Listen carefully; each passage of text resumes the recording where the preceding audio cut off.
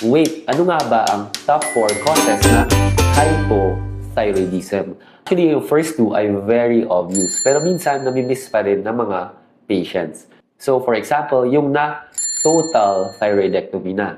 Siyempre, tinanggal na po yung thyroid gland, wala ng factory na magpuproduce ng thyroid hormones, kaya nagkakaroon ng hypothyroidism. Second, yung mga na radioactive iodine therapy dahil sa hyperthyroidism.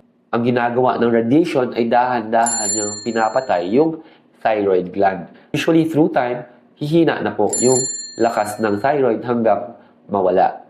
And so, babagsak yung thyroid hormones. Pangatlo ay yung sakit na Hashimoto's thyroiditis wherein may abnormal antibody sa dugo na pumupunta sa thyroid at dahan-dahan sinisira yung thyroid gland. At through time, babagsak yung hormone production. Yung pang-apat ay iodine deficiency. Very important yung iodine for thyroid hormone production. Kaya pag matagalang kulang ng iodine, maaring babagsak din yung thyroid hormone production. Minsan nagugulat ako na marami pa pala akong patients na rock salt lang yung ginagamit sa pagluto since kabataan pa. At yung rock salt ay wala or insignificant amounts yung iodine.